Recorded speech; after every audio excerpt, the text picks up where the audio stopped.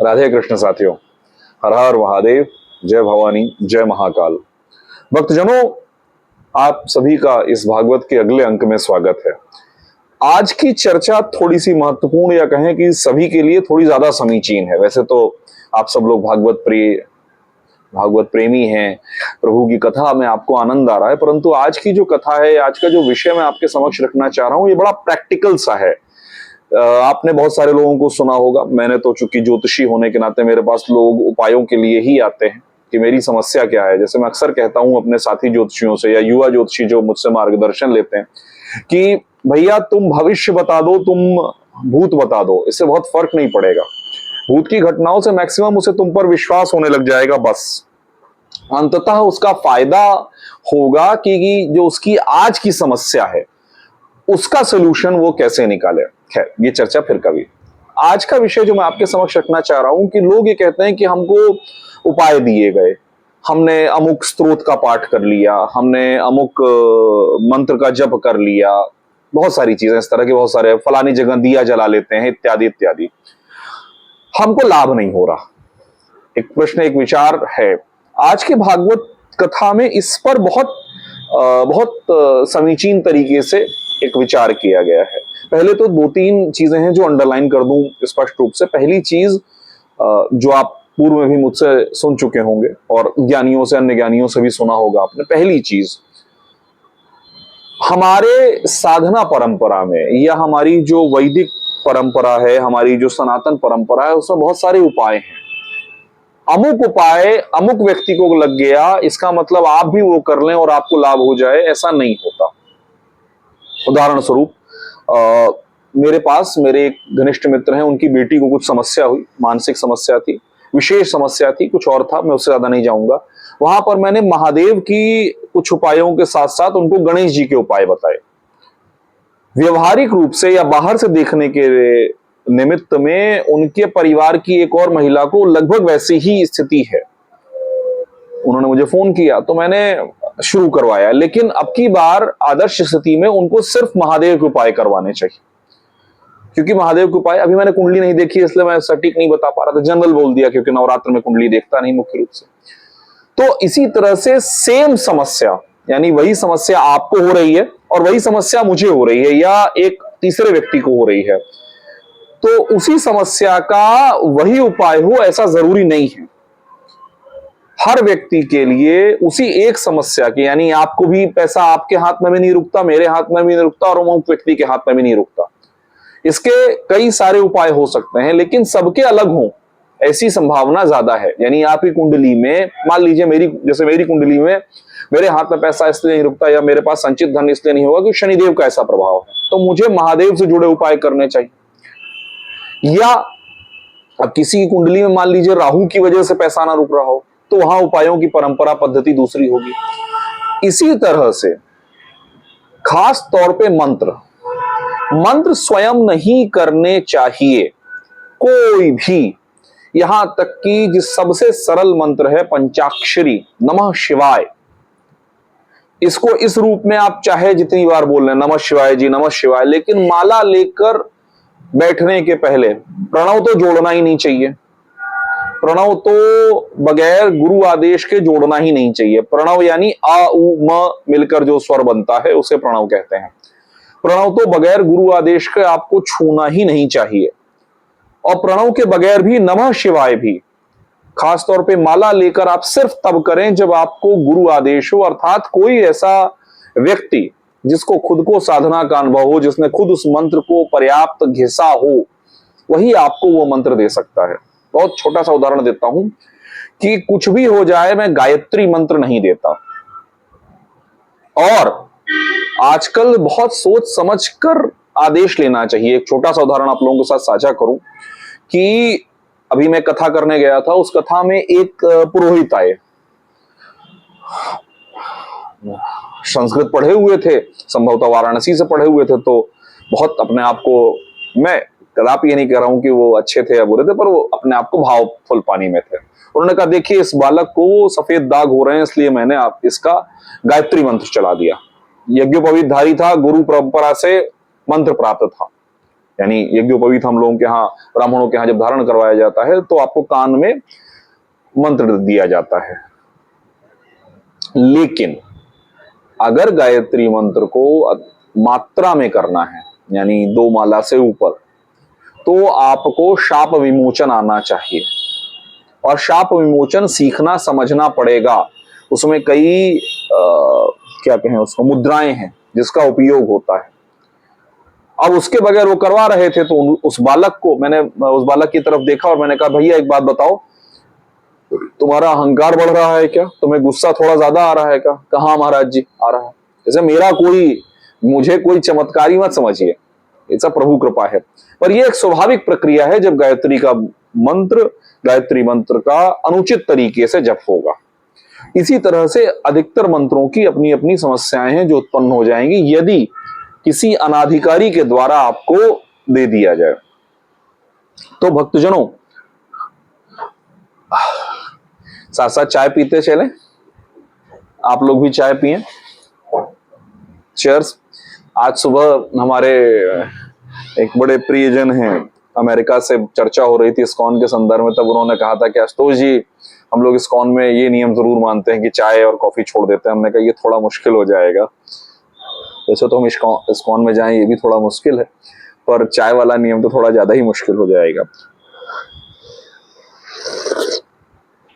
तो आज की चर्चा जो है वो ये है कि जैसे कल आप लोगों को याद होगा, पिछले अंक में हम लोगों ने चर्चा की थी कि धुंधुक जो है वो 5 वेश्याओं को ले आया और उन वेश्याओं ने उस धुंधुक की बड़ी निर्मम तरीके से हत्या कर दी। अब इतनी बुरी अकाल मृत्यु उसको प्राप्त हुई तो स्वाभाविक था कि उसे प्रेत योनि में ले जाए, और वो प्रेत योनि में भटकता रहता था।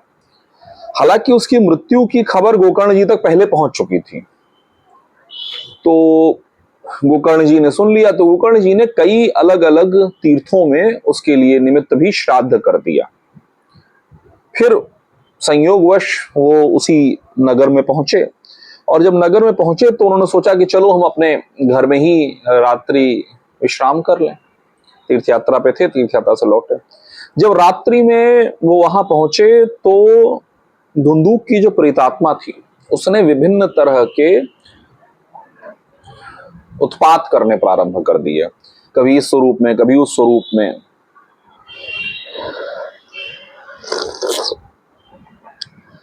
उत्पात करने प्रारंभ कर दिए। तो भाई साधक आदमी थे गोकर्ण जी, सिद्ध पुरुष थे, एक सिद्ध आत्मा का अंश थे, तो उन्होंने आवाहन किया प्रभु का और छिड़क दिया जल। तो धुंधुक धुएं के रूप में ही लेकिन प्रकट हो गया। उनको समझ में आया, कहे भाई तुम्हारे लिए तो मैंने कई तीर्थों में श्राद्ध कर्म किए थे, फिर भी तुम इस रूप में। कहे प्रभु मैं क्या बताऊं, मैं बहुत व्याकुल हूं, मैं बहुत परेशान हूं। तो उन्होंने कहा ठीक है, और कुछ चिंतन किया जाए। तो उन्होंने बहुत विचार किया, कई उपायों का भी उल्लेख आता है। फिर उन्होंने अगले दिन या कुछ दिनों के बाद सूर्यदेव का आवाहन किया। अब ये एक ये बहुत अक्सर कथाओं में इस एक चीज को बहुत क्या कहें, बहुत हल्के में ले लिया जाता है। डोंगरे जी बड़ी रुचिकर बात कहा करते हैं इस पर। क्या कहा करते हैं, मतलब हम तो अध्ययन ही करके सुन पा रहे हैं, हमको साक्षात उनको सुनने का लाभ नहीं मिला। तो डोंगरे जी की जब आप ग्रंथ को पढ़ेंगे, टीका पढ़ेंगे, तो वहां पर एक बहुत महत्वपूर्ण विषय उन्होंने उठाया कि हम जो यज्ञोपवीत धारी ब्राह्मण हैं, हमारे लिए जो सूर्य देव हैं,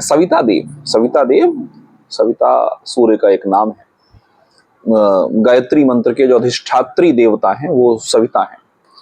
तो हम यज्ञोपवीत धारी ब्राह्मणों के लिए सविता देव एक तरह से गुरु के समान है, हम उनसे मार्गदर्शन ले सकते हैं। तो गोकर्ण जी से जब मामला नहीं संभला तो उन्होंने सविता देव सूर्य देव का आवाहन किया कि प्रभु मैं इतने तीर्थों में इनका श्राद्ध करके आया हूं स्वयं, पुरुष हूं, सिद्ध पुरुष हूं, या कहिए साधक, ऐसे लोग अपने आप को सिद्ध नहीं कहते, साधक हूं और मैं आवाहन कर रहा हूं, फिर भी उनकी, मेरे भाई की प्रेत योनि समाप्त नहीं हो रही है, क्या करूं, इसका कोई उपाय बताएं प्रभु। तो सूर्य देव ने उनको बताया कि आप इनके निमित्त भागवत कथा का आयोजन करो। अब इसमें एक कैच है जो मैं आज चिंतन करते करते आप लोगों के साथ, जैसा मैं कई बार दोहरा चुका हूं, फिर दोहरा रहा हूं, कि मैं भी आपके साथ इस कथा को सुनता हूं। हर बार जब मैं कथा कहता हूं तो मैं हर बार इस कथा को आपके साथ सुनता हूं। ऐसी द्वारकाधीश की कृपा है कि कई बार नए नए विषय निकल के आते हैं। अब आप सोचिए कि कथा सुनाने का उल्लेख आता है और जनता को कथा सुनाने का उल्लेख आता है इस कार्य में। अकेले कमरे में पारायण की बात नहीं हो रही है, अकेले कमरे में पारायण की बात नहीं हो रही है। सबको लेकर समाज को एक समूह के तौर पे, क्लस्टर के तौर पे इस कथा को समझाने का उल्लेख, समझाने का विषय है यहां पर। तो स्वाभाविक सी बात है कि वो संस्कृत में नहीं हो रहा होगा, वो उस समय की लोक भाषा में हो रहा होगा। तो मैं व्यक्तिगत रूप से और एक हमारे स्वजन हैं, वो इस विषय पे कई बार हमसे चर्चा कर चुके हैं कि भागवत कथा में मुख्य विषय होना चाहिए, सीधे सीधे जो लिखा है वो पढ़ दो, ऐसा वाला भागवत कथा होनी चाहिए। यानी एक पारायण हो जाए संस्कृत का और एक तुम सीधे सीधे बोलो हमको, सीधे सीधे हमको सिखाओ, 7 दिन 11 दिन बैठ के बात करो।